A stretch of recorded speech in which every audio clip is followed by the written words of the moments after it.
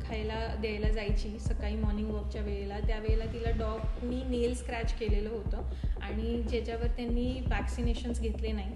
भाई साहब, नालासोपारा में 9 वर्षीय बच्ची की रेबीज से मौत के बाद प्रशासन सतर्क हो गया है। वसी विरार महानगर पालिका ने परिवार और संपर्क में आए लोगों की जांच कर उन्हें एंटी रेबीज वैक्सीन देना शुरू किया है। अधिकारियों ने नागरिकों से अपील की है कि कुत्ते के काटने या खरोंच लगने पर तुरंत इलाज कराएं।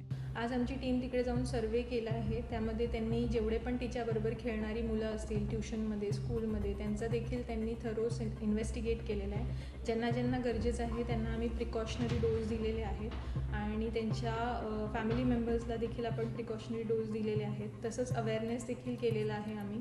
आमचं लोकांना एक आव्हान आहे की अशा कुठल्याही घटना असतील, लहान असो मोठे असो, जर कोणालाही कुत्रा चावल्याची घटना किंवा कुठल्याही पाळीव प्राणी किंवा स्ट्रे डॉग, तुम्ही पहिले तर हे बघून घ्या तो रेबीड आहे की नाही, म्हणजे वेडावलेला आहे की नाही। असेल तर तुरंत तुम्हाला मेडिकल हेल्प, ती वूंड जी पण असेल ती स्वच्छ धुवा। त्याच्यानंतर आपल्या कुठल्याही गव्हर्नमेंट हॉस्पिटलला किंवा क्लिनिकला तुम्ही जाऊन अँटी रेबीज वॅक्सिन आणि जास्त प्रमाणात जर चावलं असेल तर इम्युनोग्लोबिलिन हे तुम्ही फ्री ऑफ कॉस्ट आपल्या सेंटर्सला अवेलेबल आहे, तिकडे जाऊन। सर्वप्रथम झालेली घटना ही खूप दुःखदायक घटना आहे, असं मला वाटतं कुठे होऊ नये। परंतु माझ्या माहितीप्रमाणे त्या मुलीला एका छोट्या डॉगीने मला वाटतं नख वगैरे लावलेलं होतं आणि थोडीशी ट्रीटमेंट वगैरे न केल्यामुळे हे सगळं झालेलं आहे। जर योग्य वेळी ट्रीटमेंट केली असती तर मला वाटतं असा प्रकार घडला नसता।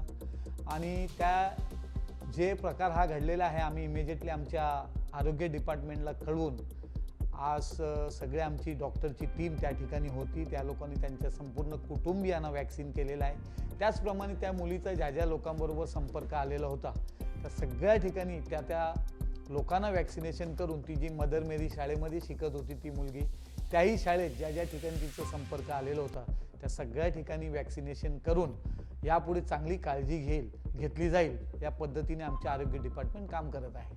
अपनी राय हमें कमेंट में जरूर बताइए और हर लेटेस्ट खबर के लिए बने रहें thejurnalist.in के साथ।